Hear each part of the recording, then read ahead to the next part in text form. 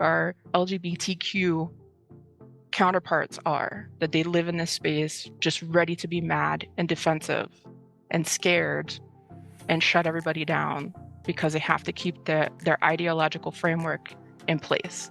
And we, by bringing those critiques and criticisms to it, bring that thing that's going to shatter their whole house of cards.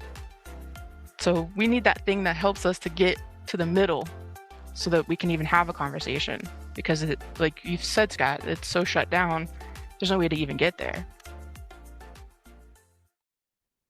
Hello, everyone. We are here for an LGB Roundtable discussion, and we are here with Sylvia, Scott, Joss, and me, Ariane.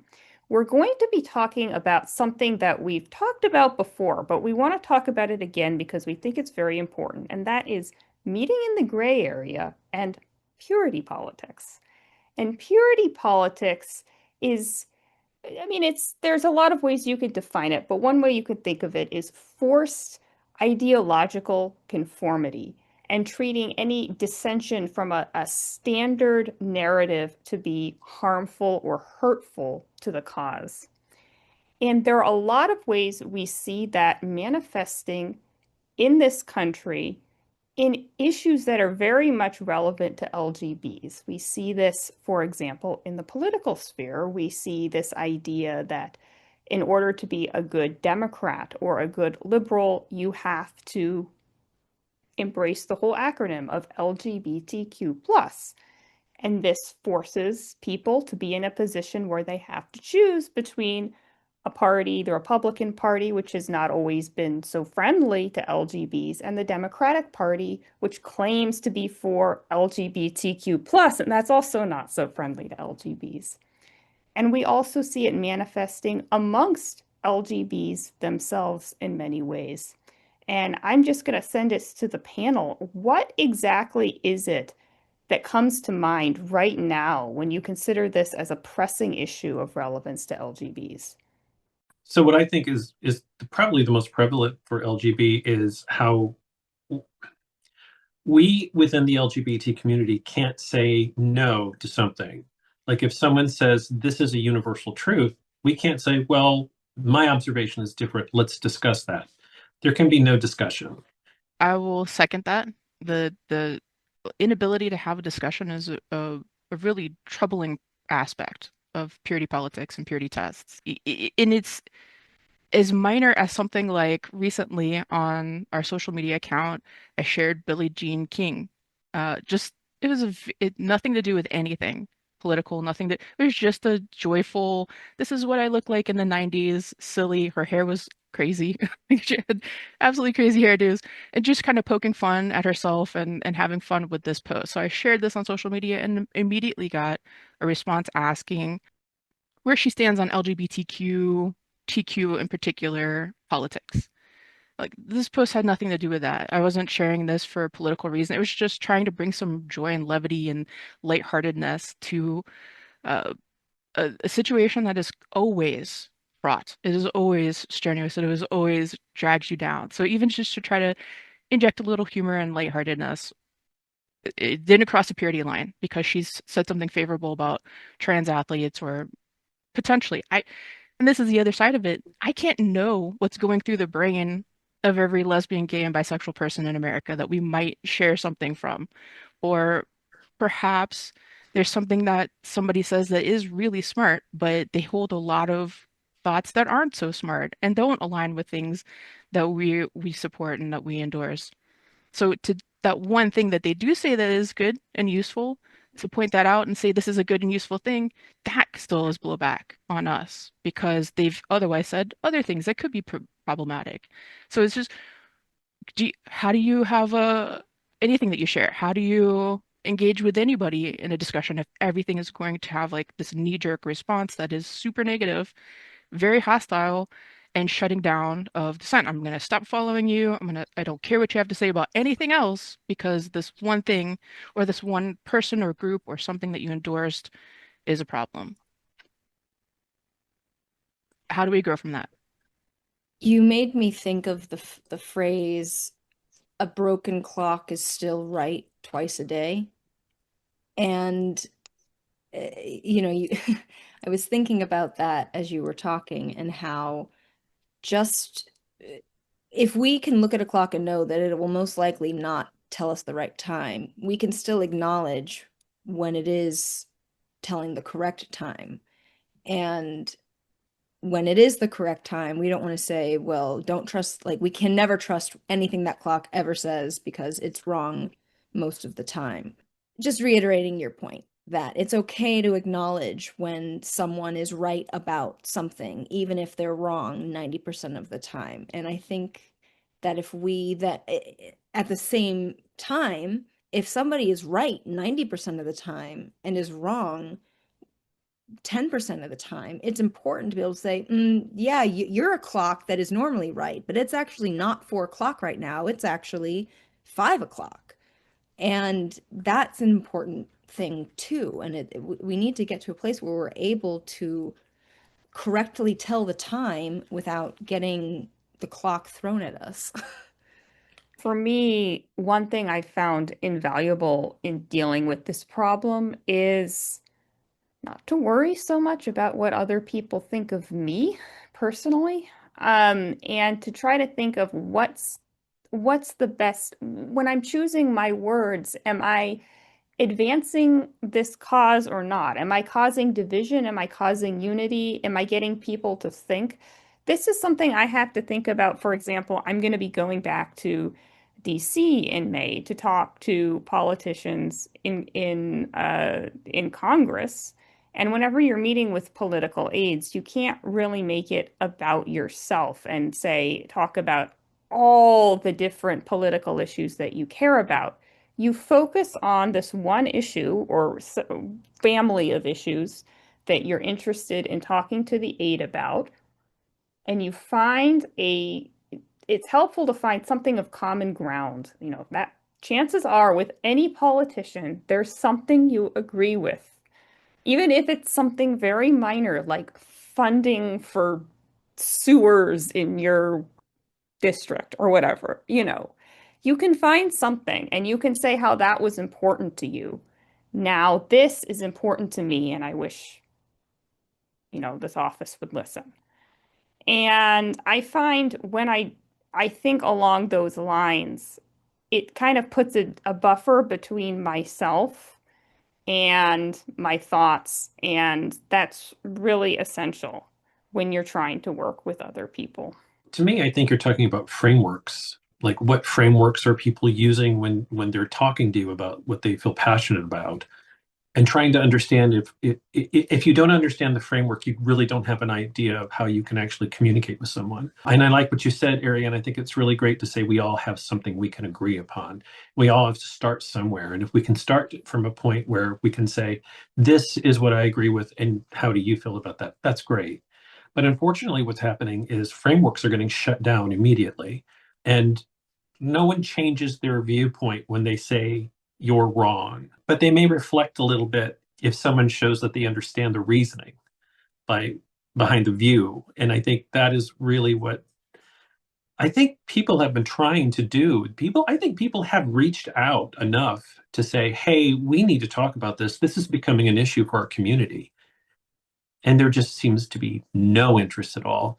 Because if you agree with one thing, their belief is the entire framework falls apart. And that might be true if the entire framework falls apart like a house of cards.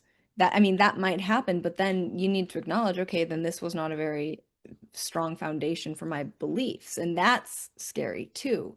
But I think a way to remedy this lack of gray area is to put yourself in a gray area space.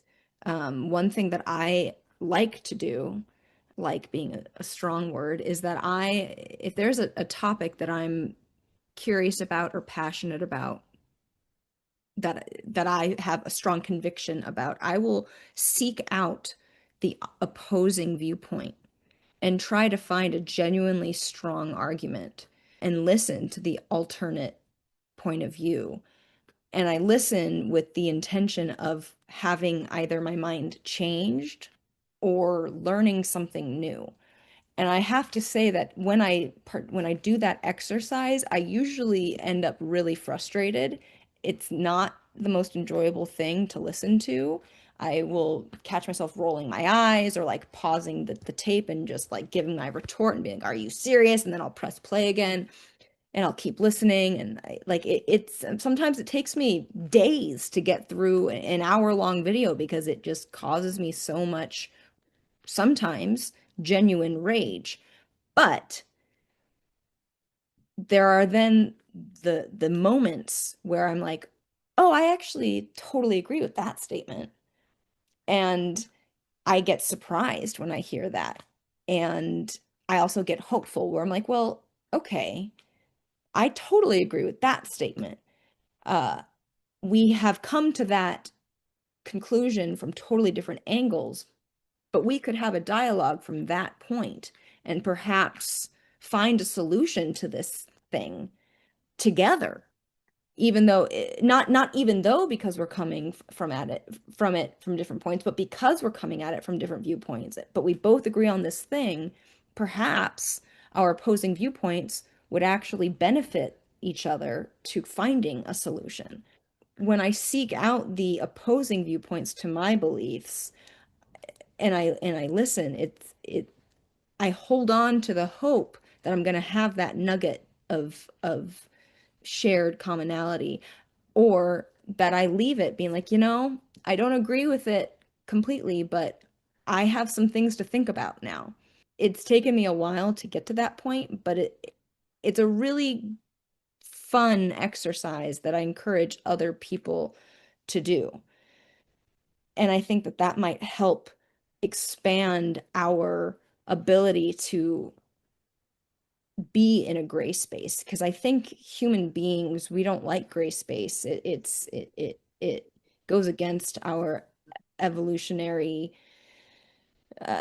instincts, or whatever you want to call it, human nature. I think we like to have rigid rules, rigid structures, boxes to just fit in, good versus evil, everything. Having a black and white makes things feel like we can understand it, and if we can understand it, we can survive it.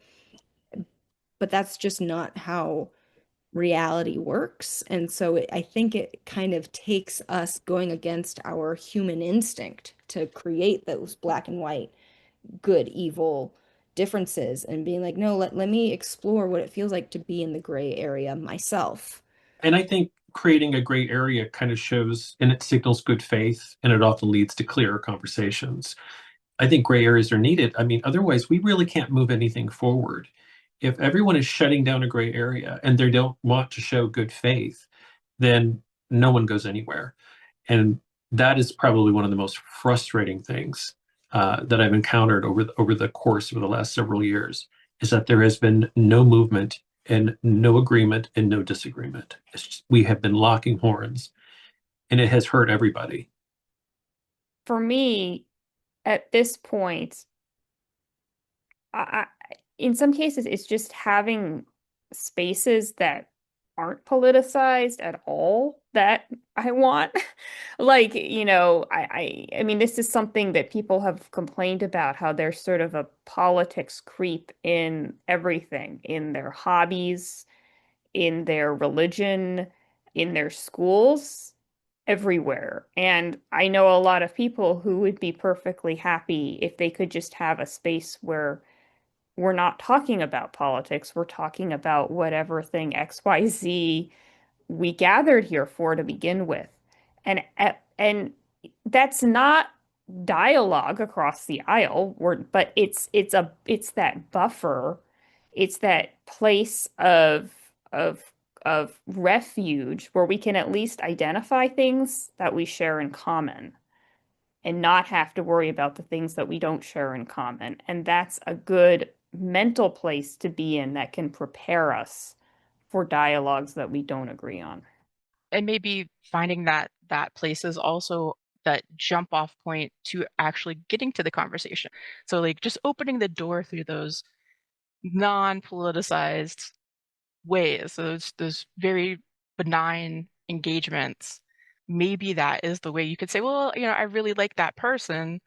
And then you find out that they hold a political opinion that you don't agree with.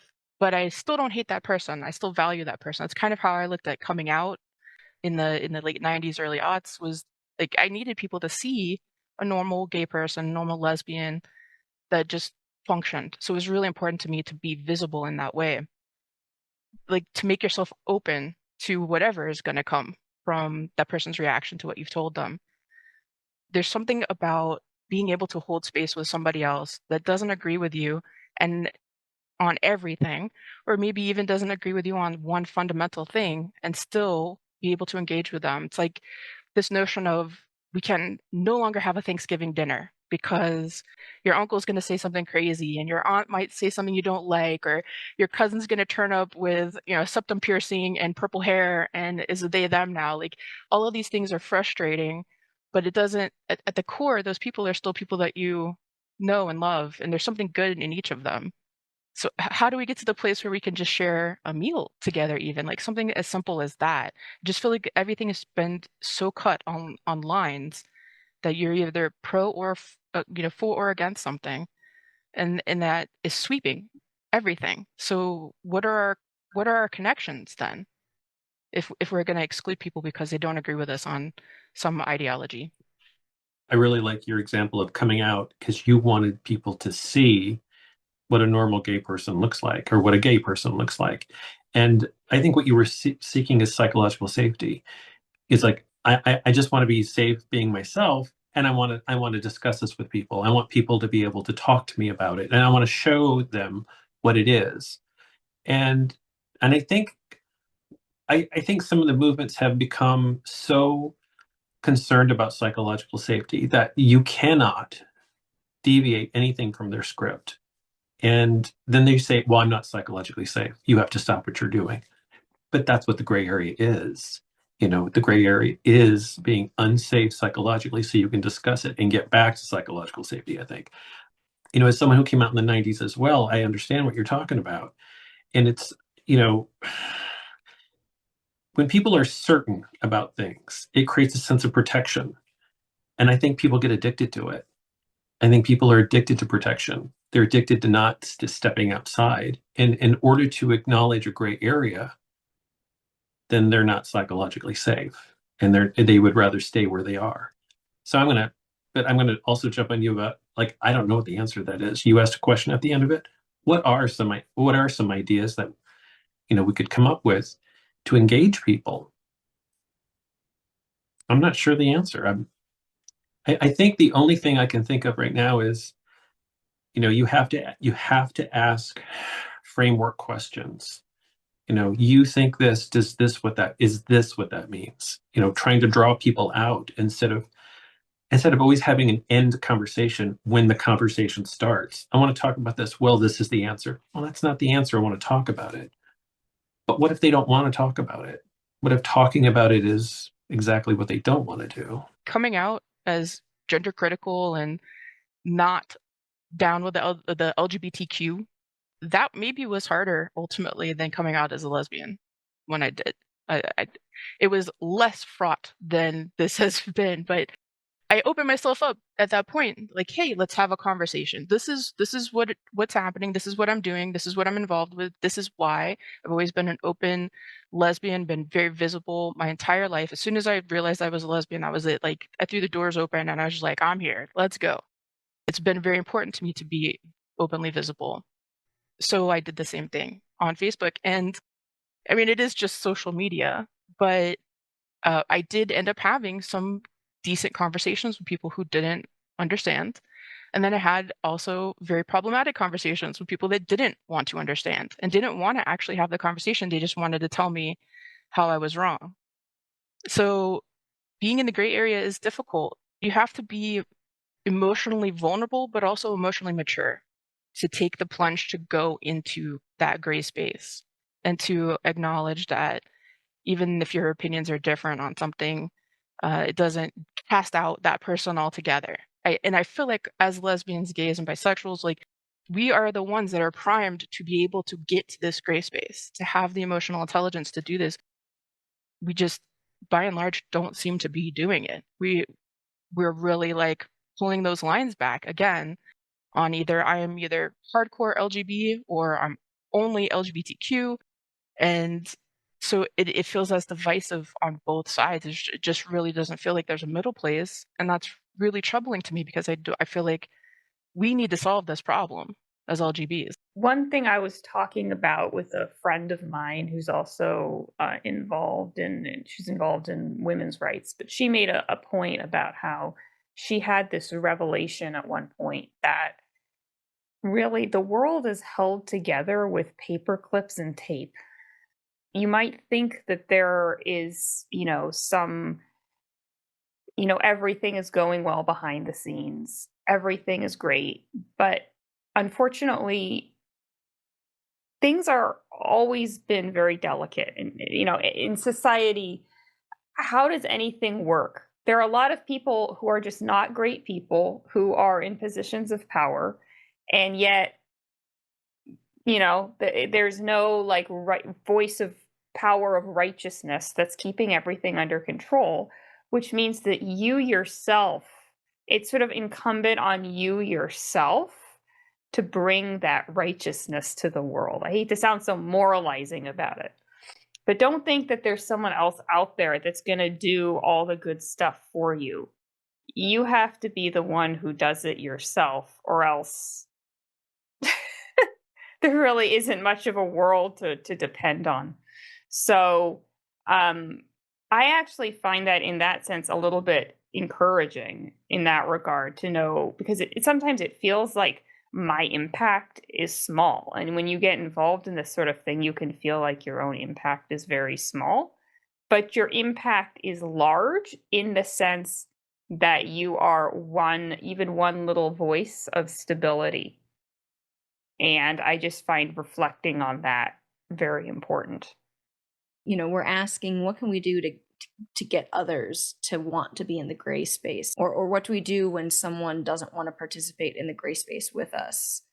And I think letting go of that and looking at ourselves, like Joss, like you said, some self-reflection, and being able to admit when we're wrong, or look into yourself and say, can I be wrong here? Even if you are like, no, I'm certain I'm right, but just being willing to be like, but what if I'm wrong? Let me just do this. And like Ariane said, perhaps that will encourage others to do the same, or at least will help foster a culture where everybody starts to be like, maybe I'm missing something here. Keeping your curiosity out there. I think too, you will then start attracting other people that do that, and you will be more easily able to recognize when someone does not do that, because you will be in the practice of self-reflection and of keeping yourself in the gray space and becoming comfortable with the uncertainty of compromise or nuanced opinions, and not this clear cut, this is the way and this isn't the way. And perhaps, you'll be able to then better see when other people are doing the same, and you'll find your tribe, and then the tribe just starts growing and growing and growing. Because I definitely know the pain of straight up had a dear friend have a major disagreement with me about a topic. And when I said, I'd love to share with you why I'm coming from where I'm coming from. Would you be interested in reading this or hearing this perspective? And her answer was, no, I'm not interested. And that was devastating, because I just thought, oh, well, if it was the other way around, I'd be interested in trying to understand your perspective. And I don't know what happened, but it's hard when someone you really love and care about is just, no, I'm not interested in understanding you. And to have someone that I cared about so much straight up say that to me, it hurt. And Joss, like you said, it hurt worse than when I came out and was scared of the repercussions of that. think also having resilience is important too, if you want to be in the gray area. I think what happens when you have those conversations over and over and no one wants to meet, you have to start building independently, which sucks. But it's what we're doing right now in many ways. Rather than trying to change the other side, the focus shifts to building our own platforms to get our message out, like Substack and YouTube. And that's where we are right now. Total lack of interest, total lack of interest in engaging, no debate, and the dissolution of definitions. Words mean different things on different days. It's frustrating beyond belief. And I feel for you, Sylvia. It is not fun to lose a friend over this, where there can be no discussion. It is one of the hardest things I think a lot of us have had to deal with.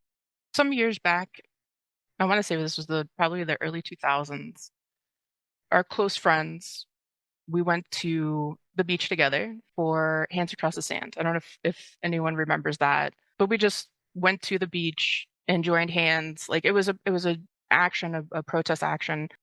And one of my very dear friends said when we were leaving that was about how we don't know the political affiliations of any. It was all a whole bunch of us strangers that just got together to participate in this. And it didn't matter if you're a Democrat or a Republican or a centrist or not political at all. Like none of that mattered. All that mattered was that we were coming together for this action. So maybe we can figure out our hands across the sand moment, that we can get LGBs together to just kind of drop all the nonsense and just find that place where we have those common bonds again, and have some sort of open door to communication. Like I'm still that lesbian that came out and stayed out and made sure to be visible, and a hardcore Democrat, liberal, progressive person that now I have this other opinion. It just immediately ascribes me as a conservative Republican, definitely voted for Trump. None of those things are true. So to give people the grace of being able to hold different opinions than you and to not just be ostracized altogether, but that very ideological place of for or against, good or evil, is where especially I feel like our LGBTQ counterparts are, that they live in this space just ready to be mad and defensive and scared and shut everybody down because they have to keep their ideological framework in place. And we, by bringing those critiques and criticisms to it, bring that thing that's going to shatter their whole house of cards. So we need that thing that helps us to get to the middle so that we can even have a conversation, because like you've said, Scott, it's so shut down. There's no way to even get there. I think one thing we need to remember is that every movement draws lines. Everyone does. I think the real question is whether those lines guide us or if they prevent us from thinking. That to me, LGB was about drawing lines, but it's about having conversations. And that's just what happened. Where did it go? That's well said. And on that note, we thank everyone for watching, and we hope to see you again next time. Goodbye.